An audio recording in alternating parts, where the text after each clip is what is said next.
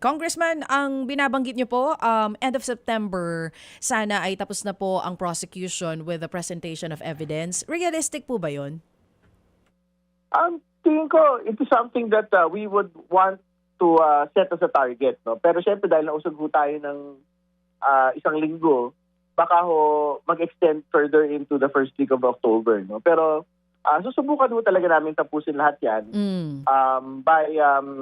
by the end of September. Kasi nga, kung yung tinitingnan po ng Senate President na tapos na po by before December, dapat meron at least 2 buwan yung pong depensa na mailatag naman po yung kanila pong ebidensya. Okay. How many witnesses pa ang kinakailangan for confidential funds? At ilan pa po doon sa iba pang articles, halimbawa kung patungo na tayo sa unexplained wealth, ilan pa rin po doon yung ipipresenta ng prosecution? Dito po sa confidential funds, I think at least 4 pa ho yung pinag-usapan bukod po kay Ms. Acosta. Yung pong isasalang po dito, yung bribery, may ilang mga testigo pa ho. At yung pong yung unexplained wealth, I think at least 4 ang pinag-usapan po nating mga testigo na. Oh, ilan po ulit sa bribery, sir? I think mga tiga-4 ho. Sa minimum. Tiga-4, oo. Opo.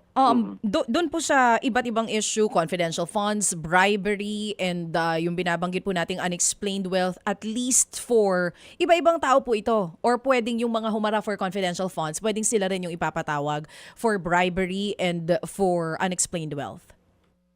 Magkakaiba po yun eh. So for example, unexplained wealth to. For example, yung SALN, yung ombudsman ho yun. Yung pong tax documents, yung BAR po yun.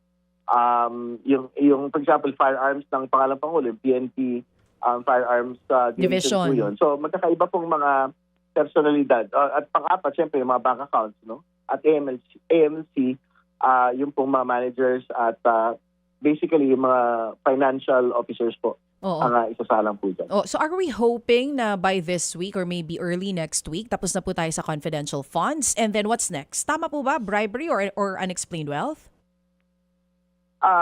Bribery ho ang kasunod po ng confidential funds misuse. So hopefully dapat by end of next week dapat tapos na ho ng confidential funds. Hopefully, no, kung matutuloy yung sinasabi ng Senado na 1 to sawa na, 2:30 1 to sawa. Kumbaga yung isang witness, isang araw tatapusin po talaga.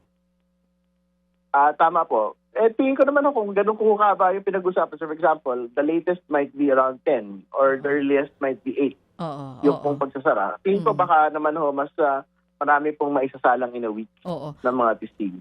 Mga kapatid, patuloy po kayong tumutok sa 105.9 True FM para sa totoong balita, impormasyon, music and entertainment. Mag-subscribe sa aming YouTube channel at podcast at sundan nyo kami sa Facebook, Instagram, X at TikTok sa True Network PH. Bisitahin din po ang aming official website, truefm.ph. At panoorin din kami sa True TV Signal, Channel 19. Kami po ang 105.9 True FM. Laging true sa'yo, kapatid.